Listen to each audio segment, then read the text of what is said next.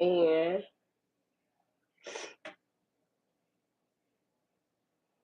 hmm,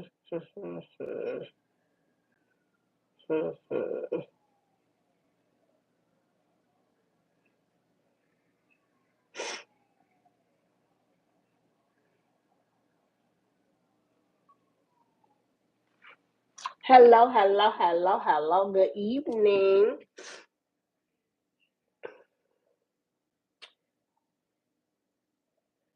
I'm so tired. Hi, Catrice. Hey, girl. What's going on, Tracy? Hello, Eunice.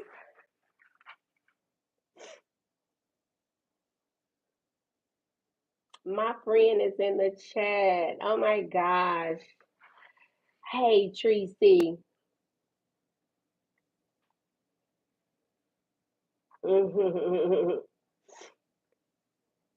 Happy New Year. Thank you, sweetie. Thank you. I appreciate that. I'm still sniffling. I done had a cold for damn near all of 2025. I swear, I ain't never seen nothing like it. They said I don't have COVID. I went and took a COVID test, so I don't have COVID. But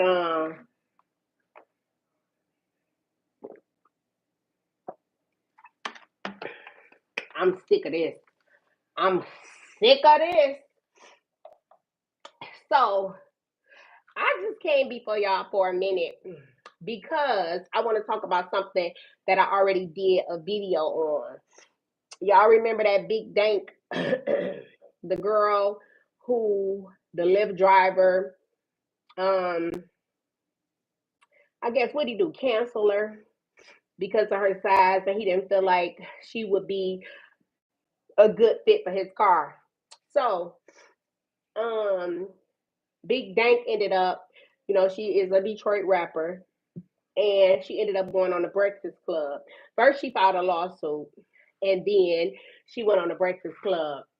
um, and when she went on the Breakfast Club, she sat in the standard seat that they have for their guests, and then um, she said that she needed. She said, "Y'all don't have nothing else." Jess Hilarious said, "What you need?" She said, "Something bigger." Well, Charlamagne the God pulled up a love seat and told her, "Here, you can sit on here." So, a couple people believe that that kind of hurt her case because, you know, she looked at it. She let it be known that although she could probably fit in that car, it wouldn't have been wise for her to sit in that car.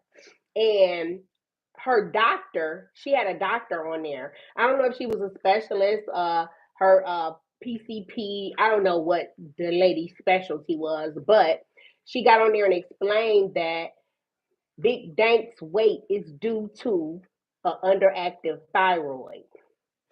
Um, if you are familiar with underactive thyroid, it does make it quite difficult for you to lose weight, and it's really, really easy for you to gain weight.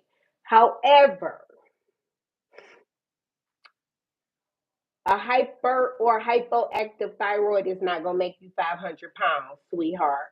And I totally agree. Like I said in my video, I totally agree with that Lyft driver because this is his personal car. This is the same car that he uses to take his wife to work. The same car that gets his children to school. And once you, Big Dank, or somebody of that size does whatever damage that you're going to do to his car, and then you just get out, because of course you could fit in the car if you just push yourself in it, but once you do the damage that you're going to do to the vehicle, the tires, the suspension, the brakes, the shocks, whatever else, um You get to get out that car and go to your destination. And now he has to figure out how he now is going to get his family everywhere they need to go. Because although this is what he's doing for extra money or for money as an income, he also uses this for personal too.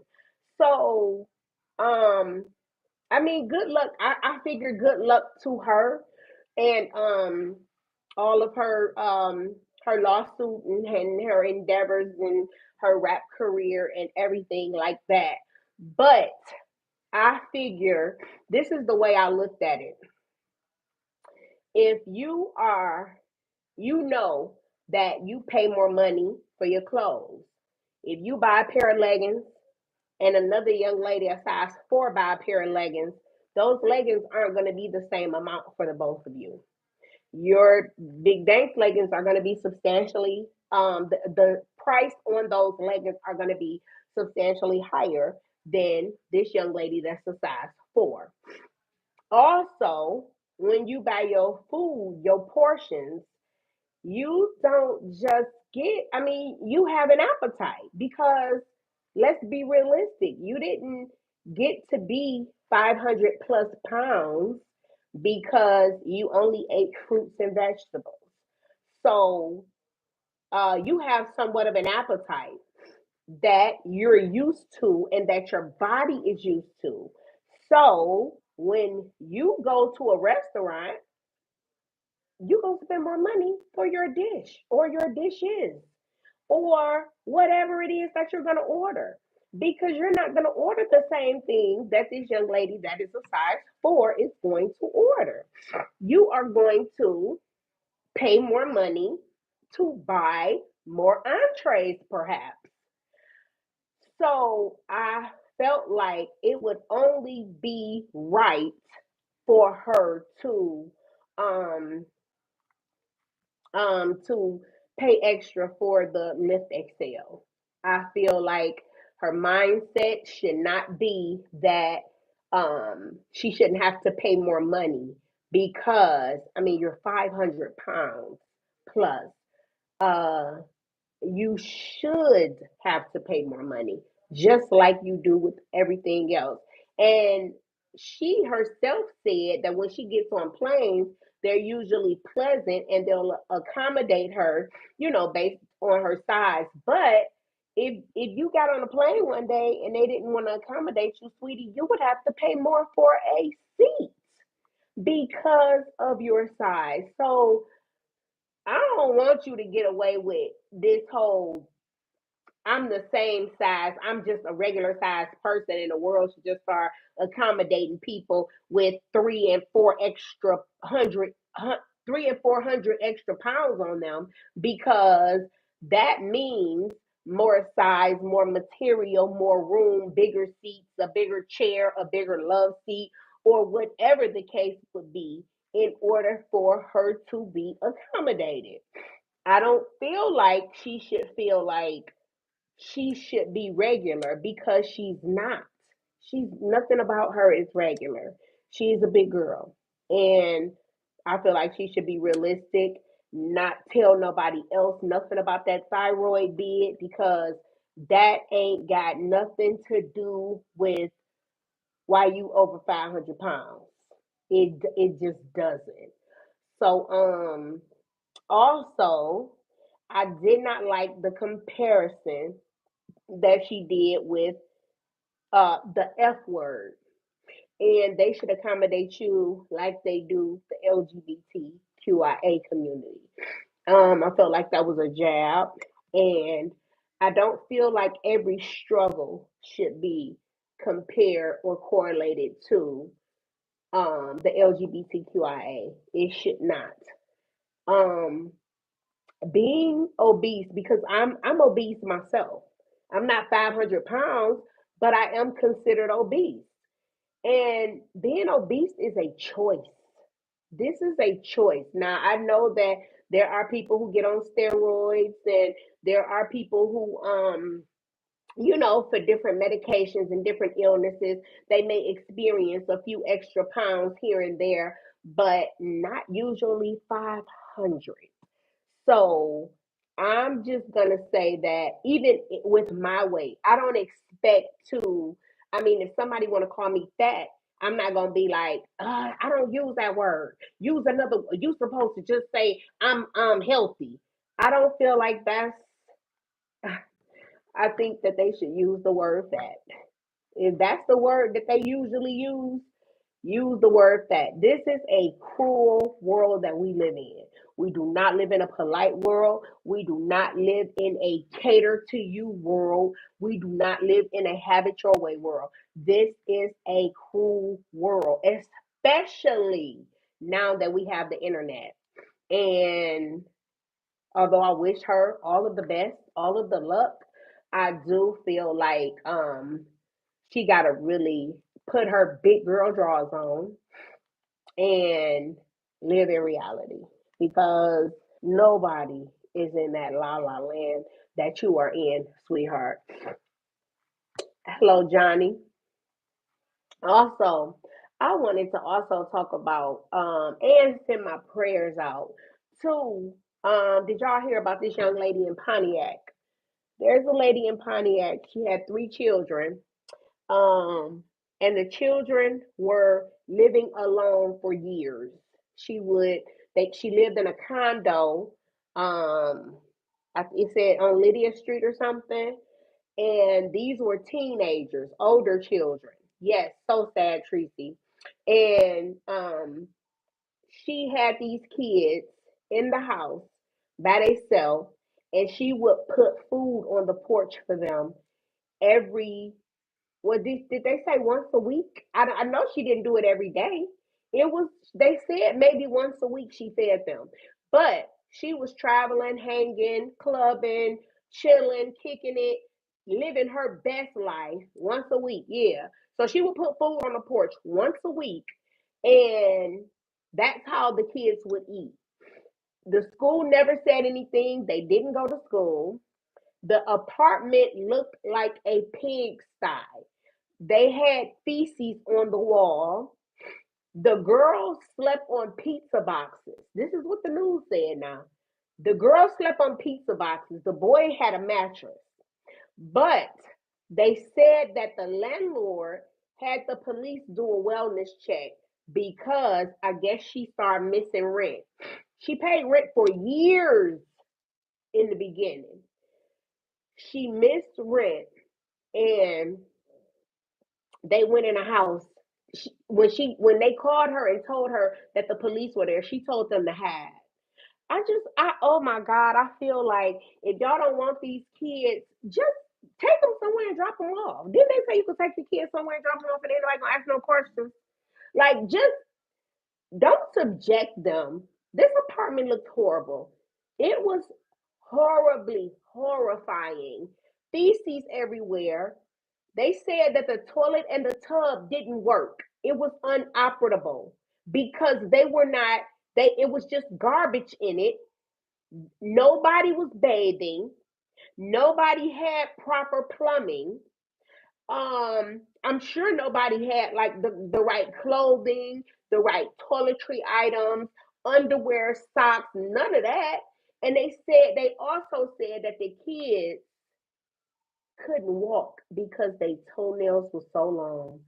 I couldn't even believe it. I'm like, what sane person in a right mind would think like this and do their kids like this? And then it was a lot of people in the comments saying stuff like, I blame their family too. I don't. I do not blame their family because this could have been a situation where they didn't even talk to their family. They may have brushed the family off, ostracized the family, pushed the family away. Because when you're trying to do shady stuff like that and you don't want to be noticed, you don't have a lot of people like calling in and doing checkups on you and asking about different things because it is I mean, you don't want them in your business. Just like the girl down in the McDonald's Square who had her kids in the freezer. She didn't, her family wasn't there. It wasn't, her family wasn't able to inquire about those kids because they wasn't even talking to her. Like she said about them baby daddies, wasn't nobody calling them and checking up on them. These people do these kids like this when they know that there's no one checking up on them or seeing about them, or no school is going to come knocking on the door asking about these kids. I don't know what they did. If they were reading, they said they had some electronics, so they had like their phones and maybe some games and something like that. But it's like, but you didn't want to go to your house and make sure that your children's living conditions were up to par. You just left food on the porch, and that was the extent of your parenting. Oh, I don't feel like she should ever get out of prison. I don't. I feel like she should get life, because after you made those kids live in that slum, in that slum of a predicament for all of those years, you shouldn't be able to see life ever again. You shouldn't be able to see outside them gates, them bars ever again. And I really hope that they get those children some therapy, because that is pure trauma that they've just gone through. Although they knew it as everyday living and as normal, regular routine, it was not. And now that they're living, hopefully in a regular routine, a nice, warm, clean, tidy home with the bare necessities, washcloth and soap and deodorant and lotion and socks and t-shirts and pajamas. I mean, now that they're in an environment where they can experience that, the trauma is going to start, because they've been in survival for all these years. It's just been survival. And they they have to, now that they're out of it, they have to, um they're gonna have to get their mental right, because it's just ridiculous. I was just like, that is so unfortunate, and I hate that she did those kids like that. But she gonna get hers.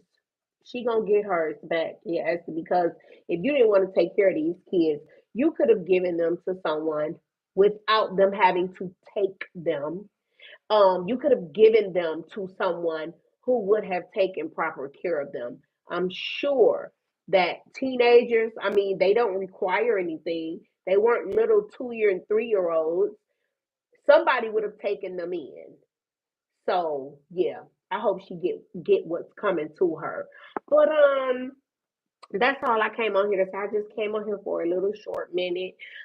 Thank you all, Swig Squad, everybody that's gonna watch this on a replay. I want you all to make sure that you hit the thumbs up, please, so I can stay in the algorithm. Um, that's it, Swig Squad. Bye, Tracy. I love you. See you with the Diva.